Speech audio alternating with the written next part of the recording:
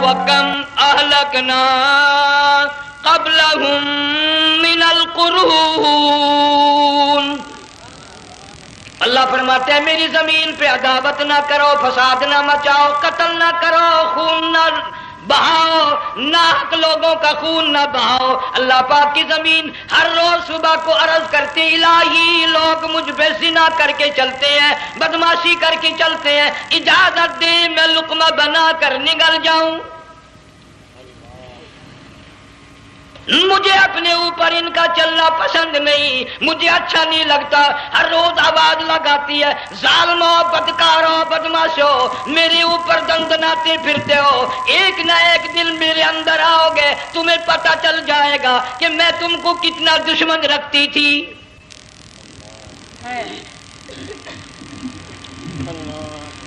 آج لوگ آزاد ہو گئے، جو کسی کی سمجھ میں آتا ہے وہی بکتا ہے، جو سمجھ میں آتا ہے وہی کرتا ہے، نہ کوئی راہ متعین رہی، نہ کوئی مسلک رہا، نہ کوئی بات رہی۔ جناب مدنی کریم صلی اللہ تعالی علیہ وسلم کا بڑا عظیم تر صحابی ہے، بہت بڑا جرنیل ہے، سیدنا معاذ بن جبل رضی اللہ تعالی عنہ، مدینے پاک میں بیمار ہے، آخری وقت ہے، دعا کرو اللہ ہم سب کو مدینے کی موت عطا فرمائے۔ بہت جلیل القدر صحابی ہے۔ علماء کرام نے لکھا ہے کہ جب موت کا وقت بالکل قریب آیا، معاذ بن جبل رضی اللہ تعالی عنہ نے رونا شروع کر دیا، رونے لگ گئے۔ علماء نے لکھا ہے اس وقت بھی مدینے پاک میں اب تک بھی یہ رواج ہے، جب کسی پہ نزع طاری ہو، سکرات طاری ہو، موت قریب ہو، جتنے پاس بیٹھے کھڑے ہوتے ہیں سارے اللہ کے قرآن کی تلاوت کرتے ہیں۔ صحابہ کرام آخری وقت میں قرآن مجید کی ہر وقت تلاوت کیا کرتے تھے، اس لیے حضور کریم صلی اللہ علیہ وسلم نے فرمایا قیامت کا دن ہوگا، اللہ پاک اعلان فرمائیں گے قرآن والے آگے آ جائیں۔ عرض کیا جائے گا قرآن والوں سے کون مراد ہے؟ حق تعالیٰ جل شانہ فرمائیں گے میں قرآن والا اس کو کہتا ہوں جو میرے قرآن سے عشق رکھتا تھا، پیار کرتا تھا، محبت کرتا تھا، اتنا پیار تھا آخری وقت تھا، ادھر موت کا جھٹکا لگا، ادھر میرا بندہ قرآن پڑھ رہا تھا۔ آج بھی اپنی قبر سے اٹھا، میرا قرآن پڑھتا ہوا اٹھا، تم میدان حشر کا چکر لگاؤ، آج بھی ان کے منہ سے کستوری کی خوشبو آ رہی ہے۔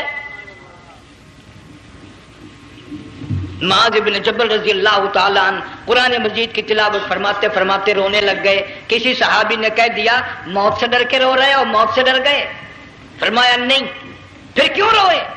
صحابی کہتا ہے میرے دل کی تمنا میرے دل میں رہی، میری آرزو پوری نہ ہو سکی، میری حسرت پوری نہ ہوئی، میرا ذوق پورا نہ ہوا، میرا شوق پورا نہ ہوا۔ میری تمنا تھی گرمی کا موسم ہو، رمضان کا مہینہ ہو، میں روزہ دار ہوں، جہاد فی سبیل اللہ ہو، کفر اسلام کا مقابلہ ہو، میں کئی کافروں کو قتل کر دیتا، پھر کافر بھی اکٹھے ہو کر مجھ پہ ٹوٹ پڑتے، میرا ناک کاٹ لیتے، میری زبان کاٹ لیتے، میں اللہ کی حضور میں جاتا، اللہ مجھ سے پوچھتا معاذ دنیا سے کیا لایا؟ میں عرض کرتا الہی بولوں کیسے، زبان بھی تیری نام پہ کٹا کے آیا ہوں،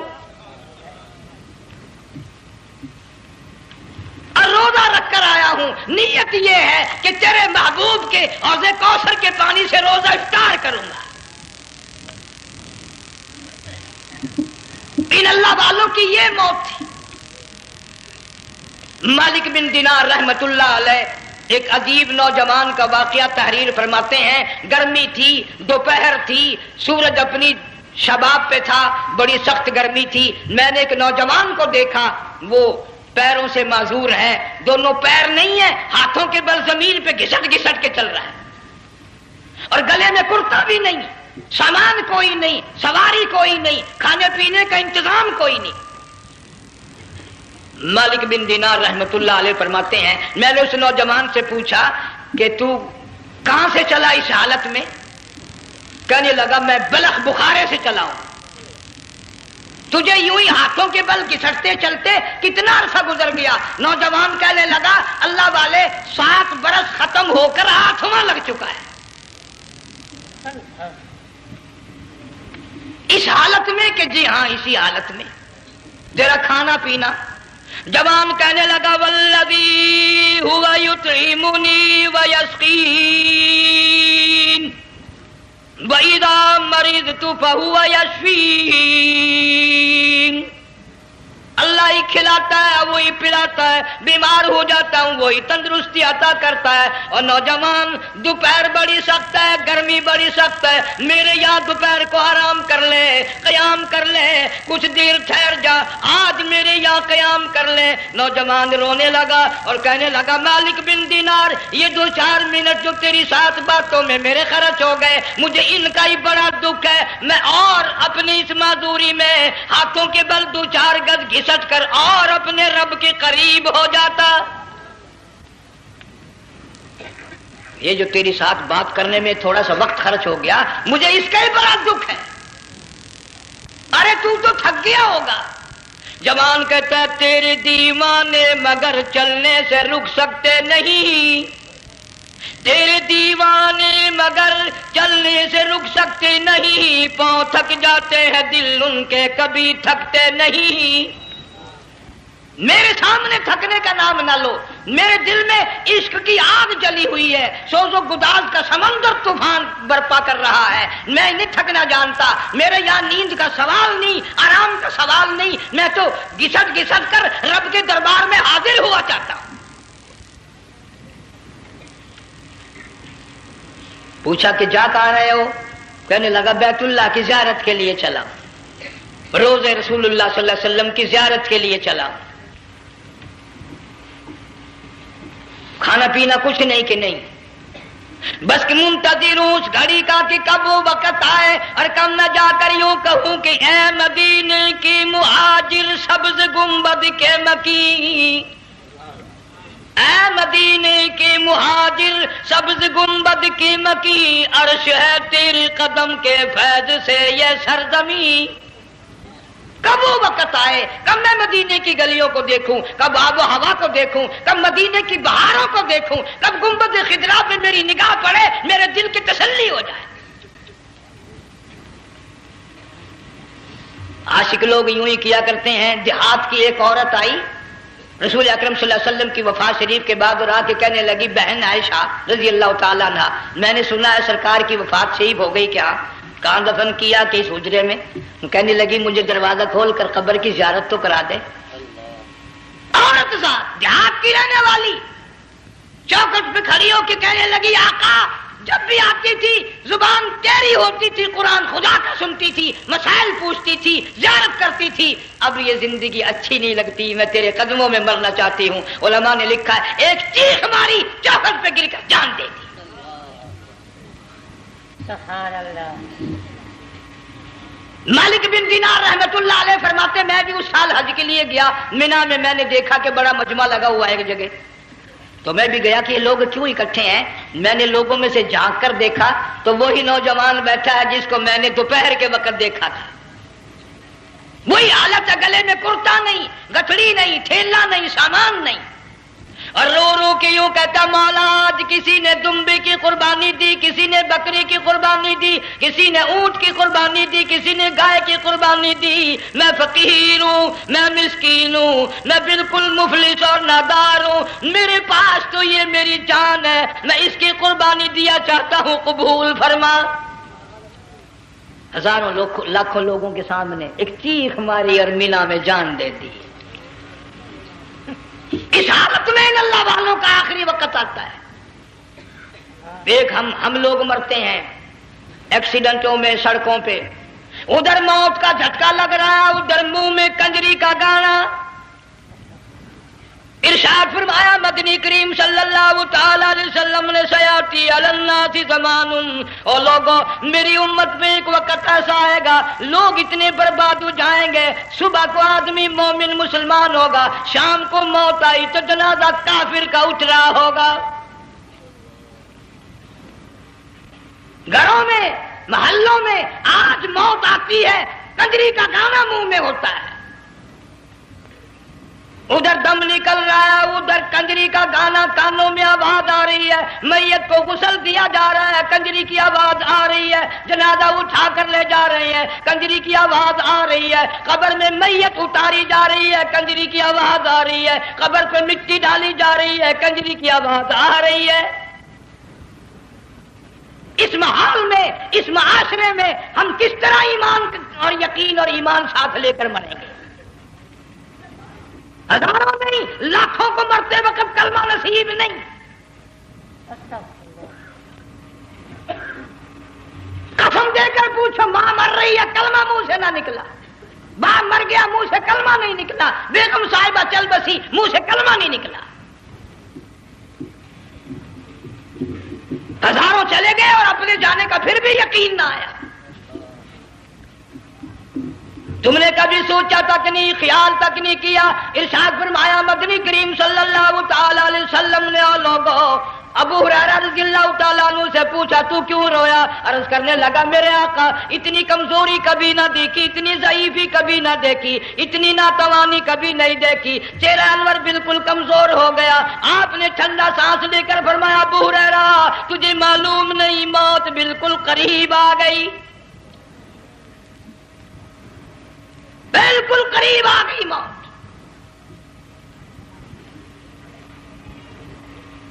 تیری ایک انگلی پکڑ کر اگر کوئی مروڑ دے کتنا دکھ ہوگا، درد ہوگا، ہائے ہائے ہائے۔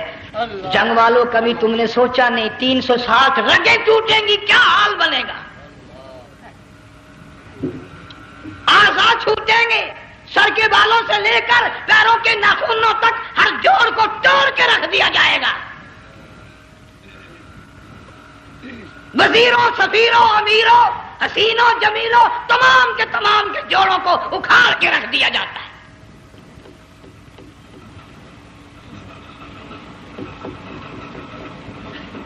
پروگرام تک نہیں مرد عورتوں کا کہ یہ دنیا کسی کی نہ بنی، قبر میں آخر جانا ہی جانا ہے۔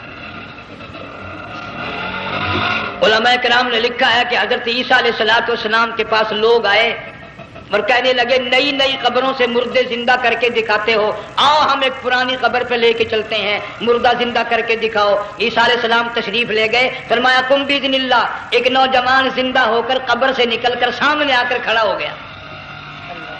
عیسیٰ علیہ السلام نے پوچھا تو کون ہے؟ وہ کہنے لگا میرا نام سام ہے، میں حضرت نوح علیہ السلام کا بیٹا ہوں۔ تو پیغمبر کا دماغ تو پیغمبر کا ہوتا ہے نا۔ فرمایا تجھے تو بڑا عرصہ قبر میں گزر گیا، کتنے ہزار سال قبر میں گزر گئے؟ کہ جی ہاں۔ عیسیٰ علیہ السلام نے فرمایا یار ملاقات تو اللہ نے کرائی دی، قبر کا کچھ حال تو بتا کیا بنتی ہے، قبر کا کچھ ماحول بتا، قبر کی خبر بتا۔ علماء کرام نے لکھا وہ نوجوان رونے لگا اور کہنے لگا عیسیٰ علیہ السلام تو قبر کی خبر پوچھتا ہے، قبر کا حال پوچھتا ہے، قبر کا ماحول پوچھتا ہے، قبر کا معاملہ مجھ سے پوچھتے ہو، آپ مجھ سے پہلے یہ کیوں نہیں پوچھتے کہ موت کا جھٹکا کتنا شدید ہے؟ نوجوان رو کے کہنے لگا عیسیٰ علیہ السلام کتنے ہزار سال میری موت کو گزر گئے، پر مالک کائنات کی قسم آج تک میرا منہ کڑوا ہے۔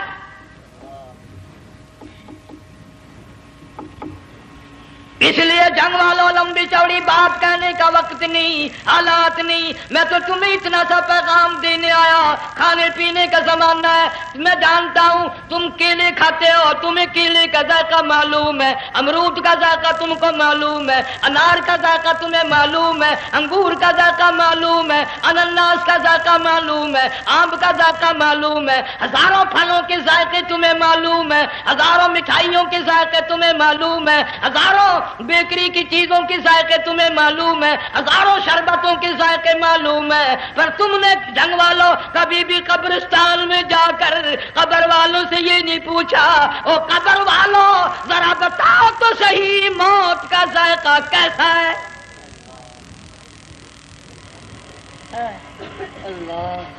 تم نے چکھا نہیں، جنہوں نے چکھا وہ بتانے نہ آئے کیسا ذائقہ ہے۔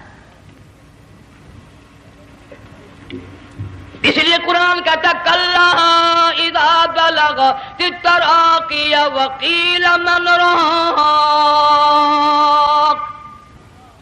وظن أنه الفراق والتفت الساق بالساق إلى ربك يومئذ المساق. بادشاہ ہو، امیر ہو، وزیر ہو، فقیر ہو، غریب ہو، رگیں ٹوٹیں گی، موت آئے گی، اور جس کی آئی تمہیں معلوم نہیں کس طرح آئی، کس حال میں آئی. جن کے دلوں میں ان باتوں کا خیال آیا، خدا کی قسم صحابہ کرام میں سے اتنے رویا کرتے تھے آنکھیں ختم ہو گئی. جناب فاروق اعظم رضی اللہ تعالیٰ عنہ کو کسی نے دیکھا رو رہے ہیں، بے تحاشا رو رہے ہیں. پوچھ لیا بڑا بہادر پلوان فاروق تجھے کیا ہوا، اتنا کیوں رویا؟ فرمانے لگے تمہیں معلوم نہیں قبر کا اندھیرا یاد آ گیا.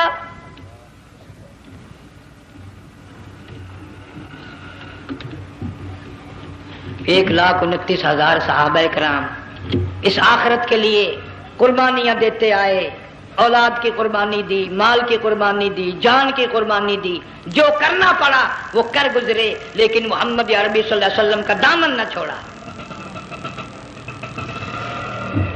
اسی لیے ہر سال اللہ پاک جل شانہ نے اس امت کو یہ موقع دیا کہ سنت خلیل پہ عمل کرتے کرتے قربانیوں کی یاد تازہ ہو جائے، قربانیوں کی یاد تازہ ہو جائے. قرآن کریم میں جا بجا ابراہیم علیہ السلام کا اللہ پاک نے ذکر خیر فرمایا، یوں فرمایا ہم نے ان کے بڑے امتحان کیے، بڑی آزمائش کی، وہ ساروں میں کامیاب ہوئے. تم ہر وقت اللہ سے یہ دعا کیا کرو اللہ ہمیں امتحان میں نہ ڈالے، آزمائش میں نہ ڈالے. ہم امتحان کے قابل نہیں. یہ ہمارے جو امتحان ہوتے ہیں ان میں نقل ماری جاتی ہے، تو اللہ امتحان لے گا تو نقل کیسے ماریں گے، کیسے کام چلے گا؟ جناب ابراہیم علیہ السلام کو اللہ پاک نے ہزاروں امتحان میں مبتلا کیا، ہزاروں آزمائشیں کی، فَأَتَمَّهُنْ سب میں کامیاب گیا، سب میں پاس نکلا. ایک آزمائش ایسی بھی آئی اللہ کی توحید کی وجہ سے، شرک کو مٹانے کی وجہ سے ابراہیم علیہ السلام کا سارا مصر فلسطین دشمن بن گیا. حضرت سارہ کو ساتھ لے کر چل دیے، ایک بیوی ساتھ ہے اکیلا دم میں. یہاں تو لوگ محلوں میں شہروں میں کہتے ہیں جی میں اکیلا ہی ہوں، میں کیا کروں. اگر خلیل کہتا کہ میں اکیلا ہوں تو آج قرآن میں اس کا ذکر خیر کیسے ہوتا؟ پرواہ نہ کی. وہ کہتا میرے لیے میرا اللہ کافی ہے. کون کہتا ہے میں اکیلا ہوں، میری ساتھ تو اللہ ہے. مصر سے گزرنے لگے، بادشاہ کے ملازموں نے بادشاہ کو جا کے بتایا بڑی خوبصورت عورت گزر رہی ہے تیرے حلقے سے، بہت بڑی خوبصورت عورت ہے. کہ ملازم پکڑ کے لے کے چلے تو عورت ذات حضرت سارہ رونے لگ گئی. خلیل میرا کیا بنے گا؟ پیغمبر کو اللہ کی ذات پر بڑا یقین ہوتا ہے، فرمایا پرواہ نہ کر، میری آبرو میرے مولا کی آبرو ہے، چاہے جہاں چلی جا میری عزت کی حفاظت میرا اللہ کرے گا. فرمایا فاللہ خیر حافظا وہو ارحم الراحمین.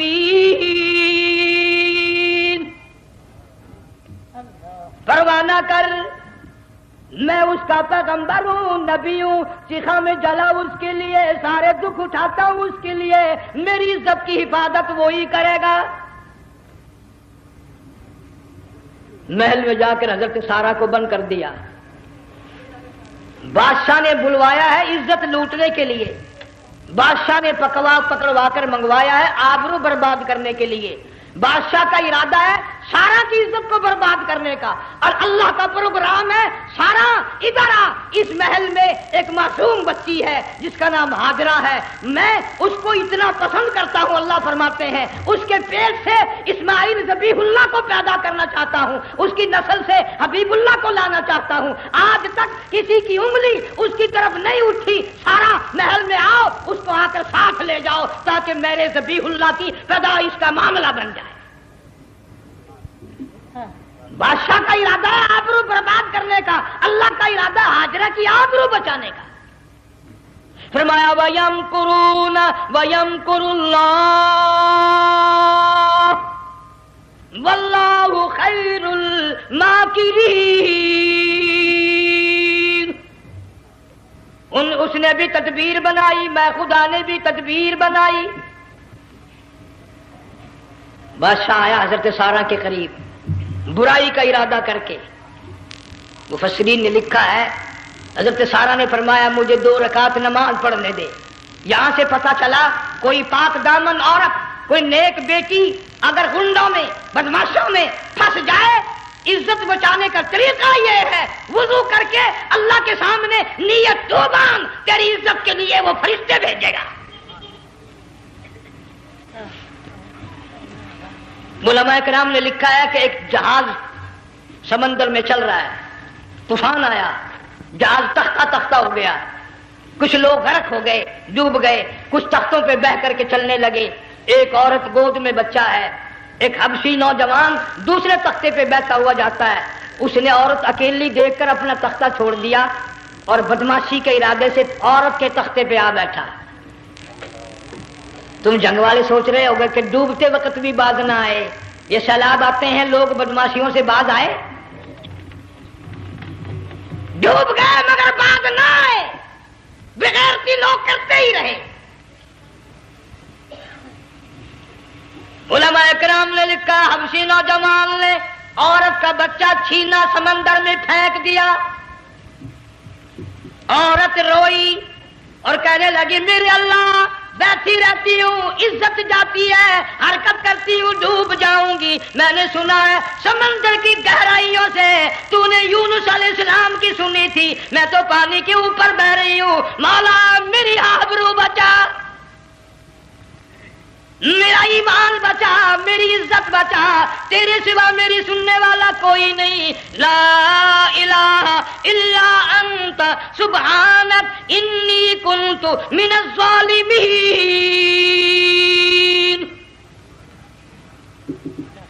علماء نے لکھا ہے کہ ایک گردن سی نمودار ہوئی پانی میں سے اور حبشی نوجوان کو ایک ہی لقمہ بنا کر لے گئی۔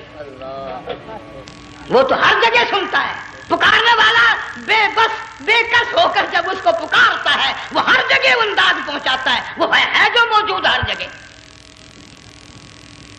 عورت بہتی بہتی کنارے جا لگی، ایک جہاز قریب آیا، دوپٹے کا اشارہ کر کے اس کو بلایا۔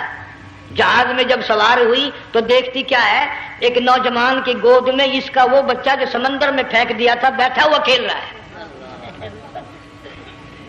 ٹوٹ پڑی میرا بچہ ہے۔ لوگوں نے کہا تیرا کہاں سے آیا؟ ماجرا سنایا، اس طرح ہوا۔ جہاز کے کپتان نے کہا ہم جہاز لے کر آ رہے تھے، غیب سے آواز آئی جہاز ادھر کو لے آؤ ورنہ ڈبو دیے جاؤ گے۔ ہم جب جہاز وہاں لے کر پہنچے تو دیکھتے کیا ہے کہ ایک جانور کی پیٹھ پہ یہ بچہ بیٹھا ہوا کھیل رہا تھا۔ عزت بھی بچی، ایمان بھی بچا، بچہ بھی بچا، اور کوئی بچانے کے لیے تدبیر کرے جبھی نا۔ حضرت سارہ نے نماز پڑھ کر بددعا کر دی، بادشاہ کے سارے بدن میں درد ہونے لگا۔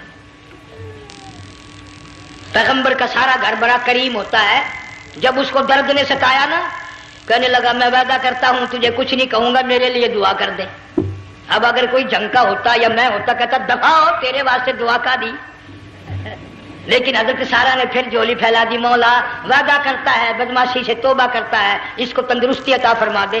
اللہ نے تندرستی عطا کر دی۔ وہ پھر کہنے لگا لو ایسی حسین عورت کب ہاتھ آئے گی، پھر برائی کے لیے تیار ہو گئی۔ یہاں سے پتہ چلا کہ یہ جو گنڈے بدماش ہوتے ہیں ان کی قسم کا بھی کوئی یقین نہیں۔ اگلے دن ایک آدمی نے قسم کھائی تو اس کے خلاف کرنے لگا، لوگ کہنے لگے کہ تو نے قسم کھائی تھی قرآن اٹھایا تھا، اب کہ کیا تھی گیا بل ڈٹھی ہوئی مسجد سی پاٹیا ہوا قرآن سی، اگر ڈٹھی ہوئی مسجد سی تو پاٹیا قرآن سی، قرآن کے لا پورا سی جڑا میں چاہیا، مگر اسے یہ معلوم نہیں کہ تو نے تو پاڑیا قرآن اٹھایا ڈٹھی ہوئی مسجد میں اٹھایا، خدا کا جب غضب آئے گا تو وہ ادھورا نہیں آئے گا، وہ ادھورا نہیں آیا کرتا۔ 3 مرتبہ اس بادشاہ نے حضرت سارہ کے ساتھ ایسا کرنے کا ارادہ کیا، پھر دعا ہوئی، پھر بد دعا ہوئی، پھر دعا ہوئی، پھر بد دعا ہوئی۔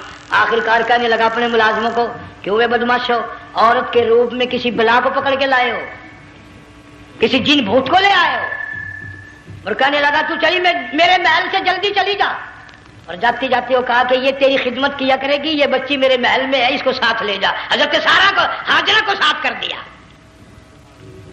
سیانی ہو گئی، حضرت ابراہیم علیہ السلام سے نکاح کر دیا، اسماعیل علیہ السلام پیدا ہو گئے۔ اللہ میاں جب حضرت ابراہیم علیہ السلام چومتے ہیں، چاٹتے ہیں، ماتھے پہ بوسے دیتے ہیں، اٹھاتے ہیں، پیغمبر کا بیٹا، خود بھی نبی اور آل میں آنے والا نبی، کالی کملی والا صلی اللہ علیہ وسلم، کتنا حسین چہرہ ہوگا۔ اللہ میاں نے پھر آزما لیا، حکم دیا کہ اس ہاجرہ کو، اسماعیل کو، دونوں ماں بیٹوں کو وہاں چھوڑ کے آ جہاں سینکڑوں میل میں پانی کوئی نہیں، آدمی کوئی نہیں، رستہ کوئی نہیں، گھاس کوئی نہیں، پتا کوئی نہیں، جہاں بیت اللہ ہے یہاں کے بارے میں حکم دیا، چھوڑ کے آ۔ اور اگر آپ کو نیند نہیں آئی تو مزہ آئے گا، اللہ نے یہ فرما دیا، بتانا نہیں ہے کہ میں نے حکم دیا ہے۔ خدا حافظ نبی نہیں کہتا اپنی بیوی کو۔ آج لوگ ہر بات میں کہہ دیتے ہیں ہمارے پیروں کو پتا کل کو کیا ہوگا، ہمارے فقیروں کو پتا ہے پرسوں کیا ہوگا۔ اور بڑی مدت کی بات ہے، یہی موسم تھا، چماسا گرمی تھی، انارکلی لاہور سے ہم کئی ساتھی گزر رہے تھے، فٹ پاتھ پہ بیٹھا ایک ملنگ، چاروں طرف لوگ کھڑے، بڑا مجمع، کافی دنوں کی تو بات ہو گئی، ہاتھوں کی لکیر دیکھ کر لوگوں کی تقدیر بتا رہا تھا۔ کسی کو کہتا تھا تجھے بڑی اونچی پوسٹ ملے گی، کسی کو کہتا تھا تیری شادی بڑی فرسٹ کلاس لیڈی سے ہوگی۔ وہ بابو تو کوڈا ہی ہو جاتا تھا، لیڈیوں پہ بڑے مرائیے لیڈے، کوئی کام نہیں، رات دن بس لیڈیوں کے پیچھے ہی پھرنا ہے۔ اللہ، میں نے اپنے ساتھیوں سے کہا، میں نے کہا میں بھی تقدیر پوچھتا ہوں اپنی۔ کہنے لگے شرارت ہو جائے، یہ منع کر لے، ساری دنیا پر ہاتھ دکھا رہی ہے، کوئی شرارت نہیں، میرے ہاتھ میں شرارت ہے۔ 1 روپیہ لے رہا تھا وہ، میں بھی لوگوں میں گھساتا، بھیڑ میں سے اوپر نیچے ہی ہوتا میں بھی پہنچ گیا، اور دونوں گھٹنے میں نے زمین پہ رکھ دیا، روپیہ ہاتھ میں، میں نے اس کا ذکر کہا، میں کہا ملنگ جی اگر اب ویکھیا میری شادی ہو جائے گی کہ نہیں۔ اب اس نے دیکھ کے میری طرف کہنے لگا، اس نے سوچا کہ یہاں اچھے بھلے کو نہیں ملتی پاکستان میں، اسے کون دے گا؟ اچھی طرح میرا ہاتھ دیکھا بھی نہیں، جھٹک کے کہنے لگا نہیں تیری شادی نہیں ہونی۔ میں کیا کھوتے تیرے باپ کے 8 بچے کھیل رہے ہیں۔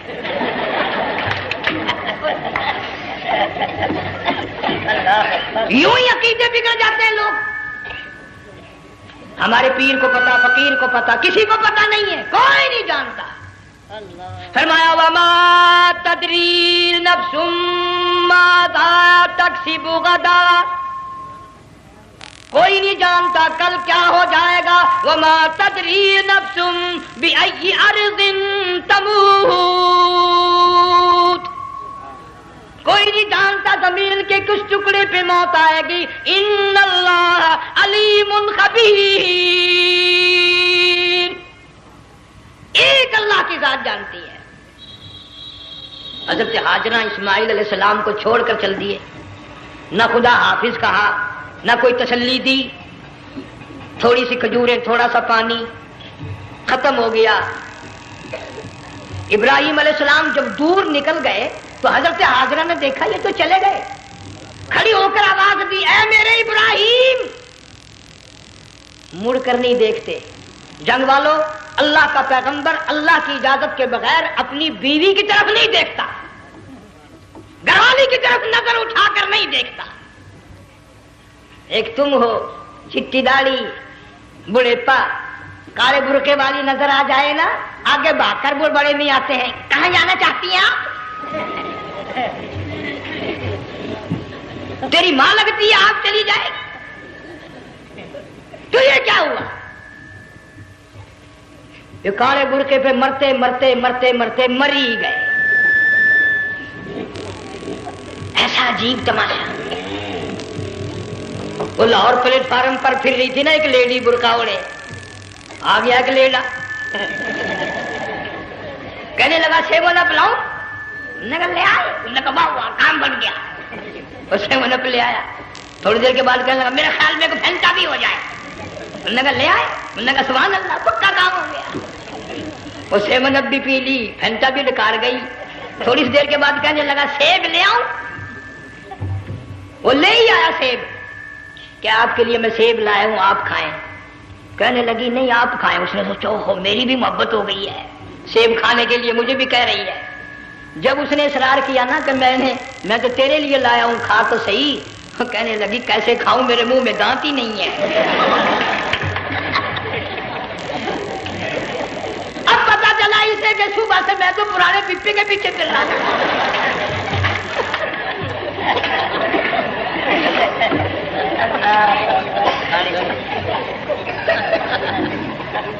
صرف برقع دیکھا چل دی۔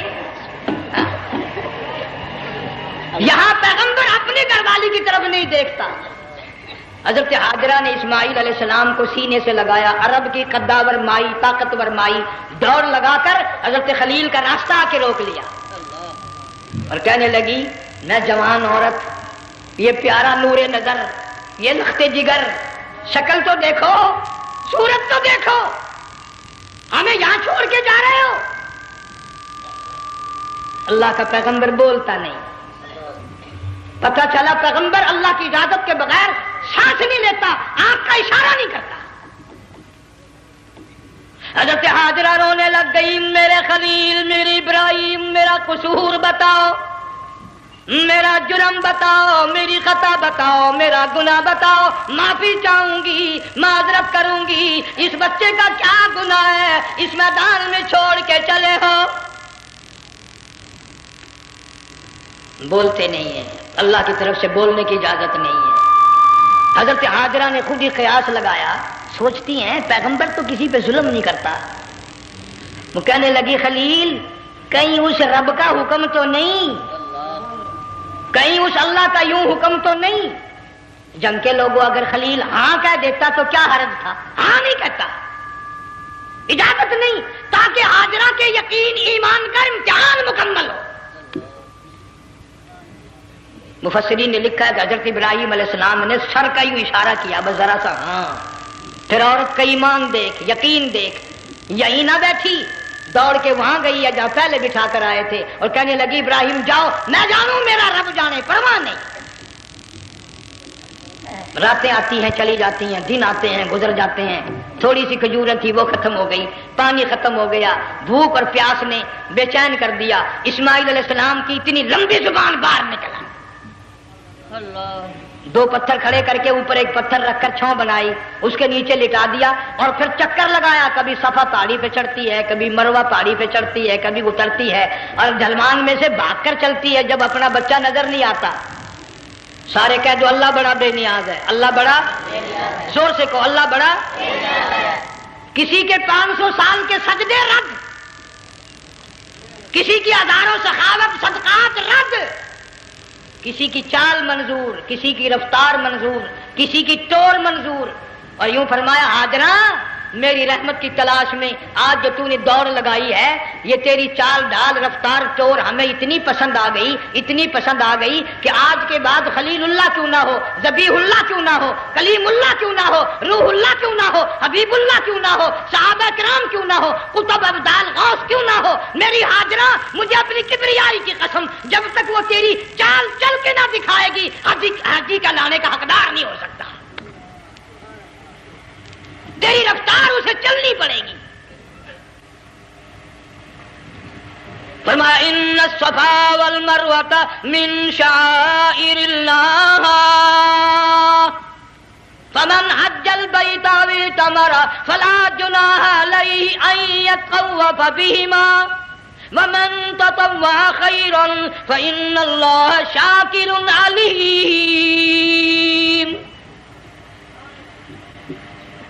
7ویں چکر میں آواز سی آئی، اب رو پڑی حضرت حاجرہ، کہنے لگی میرا بچہ اگر چل بسا میں پھر کیا کروں گی؟ سن لی میں نے آواز۔ آپ کی کیا دیکھتی ہے؟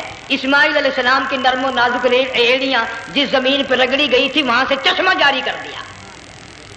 حضرت حاجرہ نے پی لیا، بھوک بھی ختم ہو گئی، پیاس بھی ختم ہو گئی، بچے کو بھی پلایا۔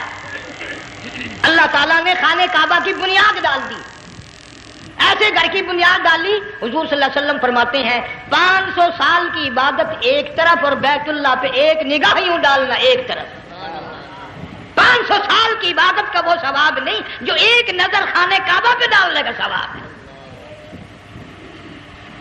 اور اللہ پاک یوں فرماتے ہیں کہ جو آنے والا حجر اسود کو بوسہ دیتا ہے اللہ پاک یوں فرماتے ہیں میں سمجھتا ہوں میرا سجا ہاتھ پکڑ کر میرے بندے نے چوم لیا. جو غلاف کعبہ کو پکڑ کر مانگتا ہے اللہ فرماتے ہیں میں یہ سمجھتا ہوں میرا دامن پکڑ کے مانگ لیا. جو مقام ملتزم پہ لپٹ کے مانگتا ہے اللہ فرماتے ہیں میں سمجھتا ہوں میری چوکھٹ پہ پڑھ کے مانگ لیا. اور فرمایا لوگوں یہ جو آنے والے آئے ہیں یہ رشتہ داروں کے مہمان نہیں، عزیزوں کے مہمان نہیں، دوستوں کے مہمان نہیں، میں خدا میزبان ہوں، یہ میرے مہمان ہیں. آج ان کی دعاؤں پہ آمین کہو. فرشتوں کو حکم ہوتا ہے ان سے مصافحہ کرو. مگر اللہ تعالیٰ سب کو توفیق دے کہ حج مکمل کر کے آئیں اور سب کا حج قبول فرمائے. میرے علاقے میں کئی سالوں کی بات ہے پرانی، جب کوئی حاجی تھا، ایک آدمی حج کر کے آیا. میں دوپہر کو اس کو ملنے گیا تو زور کی نماز کا وقت آیا، میں اٹھ کے چلا گیا نماز پڑھنے. پھر عصر کی نماز کا وقت آیا، میں اٹھا اور نماز پڑھ کے آ گیا.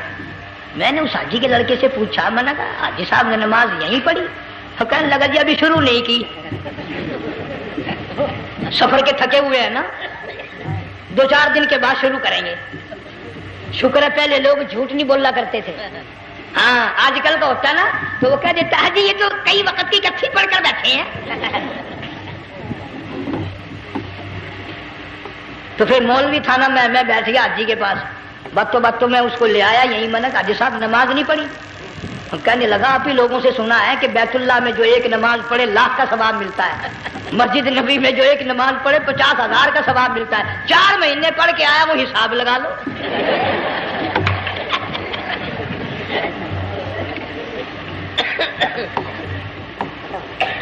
مسائل سیکھتے نہیں، ارکان اور آداب بیت اللہ کے سیکھتے نہیں. ڈی سی کے دفتر میں اگر جانا ہو کئیوں سے پوچھے کیسا جاؤں، کس طرح درخواست دوں، کیسے کہوں، کیسے کھڑا ہوں، کیسے بیٹھوں، کیا عرض کروں. اور اللہ کے دربار میں ہم جاتے ہیں اور سیکھ کرنے جاتے ہیں. یہ خوف نہیں کہ اگر بے ادبی ہوگی تو مارا جاؤں گا. اللہ تبارک و تعالیٰ جل شانہ نے اسماعیل علیہ السلام کی نرم و نازک ایڑیوں سے بنیاد ڈال کر خانہ کعبہ کی اللہ نے ہمیں یہ کعبہ دیا. گناہوں کی معافی مانگنے کے لیے وہاں جاؤ، اللہ تبارک و تعالیٰ کے دربار میں حاضر ہو کر مانگنے کے لیے یہاں جاؤ. ارشاد فرمایا مدنی کریم صلی اللہ تعالی علیہ وسلم نے جو آدمی صحیح ارکان حج کے ادا کر کے واپس جاتا ہے اس طرح واپس آتا ہے گویا آج ہی ماں کے پیٹ سے پیدا ہوا. پہلے لوگ یوں ہی حج کیا کرتے تھے، یوں ہی قربانیاں کرتے تھے. اب تو ہر چیز کی لوگ آسانی تلاش کرتے ہیں. پچھلے بقرعید کے موقع پر ہمارے مسجد میں ایک آدمی مجھے کہنے لگا اگر کوئی غریب آدمی مرغی کی قربانی دے دے تو لگ جائے گی. میں نے کہا تو مکھی مار دے انشاءاللہ وہی لگ جائے گی. سارے کام ٹیڑھی ہو گئے، نیچے نیچے نیچے نیچے کو چلے آ رہے. آج کل وہ ٹیڑھی بکرے بکری آئے ہوئے ہیں نا، کہیں تو قربانی کے لیے یا کندھے کو اٹھا کر لاوے. اب بتاؤ یہ گوشت بانٹے گا یا کھاوے گا یا فریج میں رکھے گا، کیا کرے گا؟ بالکل کام بگڑ گیا. حضور صلی اللہ علیہ وسلم نے فرمایا قربانی کا جانور اچھا تلاش کر کے لاؤ، اس کے بدن پہ جتنے بال ہوتے ہیں اتنی نیکیاں لکھی جاتی ہیں. اور میرا موضوع نہیں، حضور صلی اللہ علیہ وسلم نے فرمایا کہ میں نے اللہ سے دعا کی تھی میری امت کا کیا بنے گا. پل صراط پہ سے گزرتے وقت اللہ تعالیٰ نے میری دعا کو قبول فرما کر یوں فرما دیا کہ تیری امت جو قربانی میں جانور ذبح کرے گی میں خدا پل صراط کے کنارے پر زندہ کر کے ان سب جانوروں کو سواریاں بنا کر پیش کر دوں گا. اس لیے بقرعید بالکل قریب آ گئی. ہر دین ایمان اسلام کے لیے قربانی کے لیے تیار رہو. زیادہ سے زیادہ مجھے آج کل فکر لگا ہوا ہے کہ اپنے گھروں کو میں نماز کا اہتمام کرو. آج حال یہ بنا ہوا ہے کہ اگر گھر والی کی گود میں موت آئی تو گھر والی بے نماز، دھی کی گود میں موت آئی دھی بے نماز، بہن کی جھولی میں موت آئی بہن بے نماز، بیٹے کی گود میں موت آئی بیٹا بے نماز، بھائی کی گود میں موت آئی بھائی بے نماز. ڈاکٹر کے ہاتھ میں موت آئی، ڈاکٹر بے نماز، کمپیوٹر کے ہاتھ میں موت آئی، کمپیوٹر بے نماز، نرس کے ہاتھ میں موت آئی، نرس بے نماز، تیرا کفن خرید کے لانے والا بے نماز، تیرے غسل کا پانی گرم کرنے والا بے نماز، تیری قبر کھودنے والے بے نماز، تیرا جنازہ اٹھانے والے بے نماز، تیری قبر پہ مٹی ڈالنے والے بے نماز۔ اگر تو نمازی بھی ہے، یہ اتنے چاروں طرف کے بے نماز تجھے جنت میں کب جانے دیں گے؟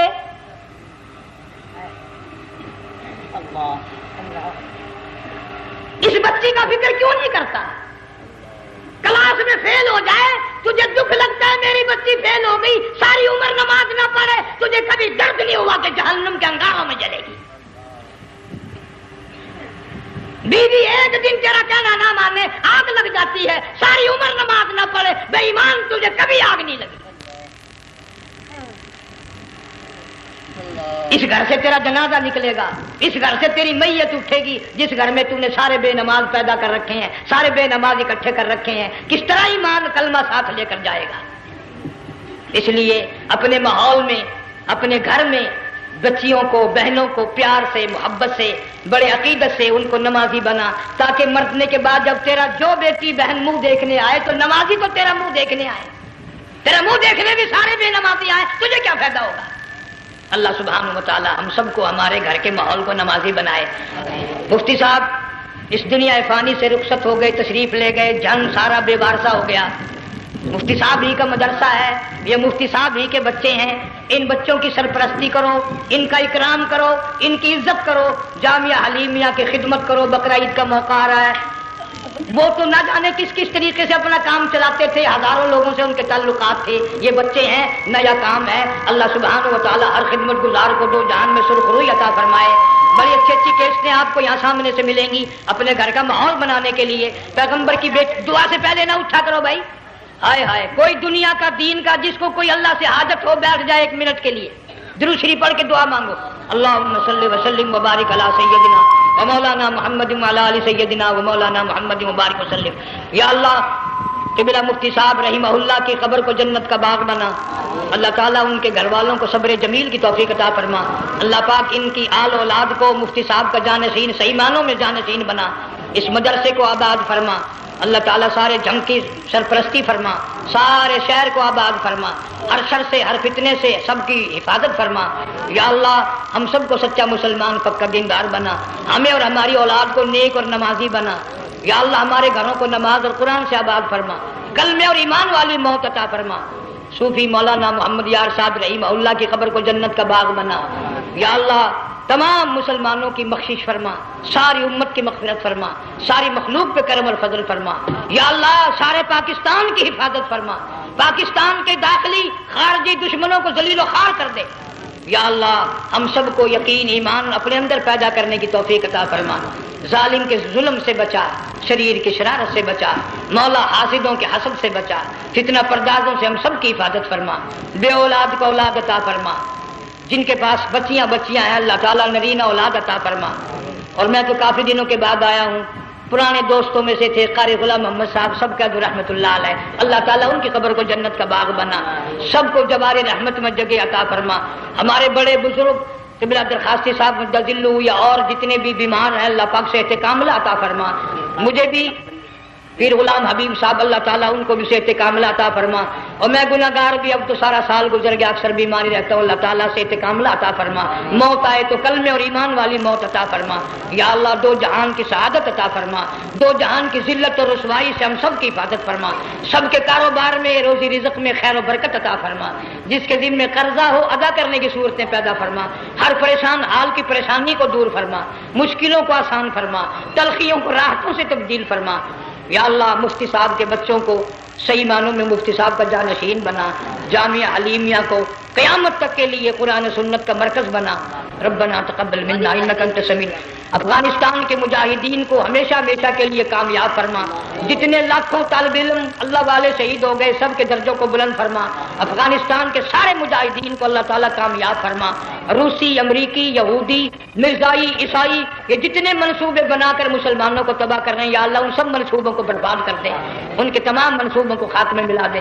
صلی اللہ علیہ حبیبہ محمد وآلہ وصحبہ اجمعین برحمتک یا اللہ۔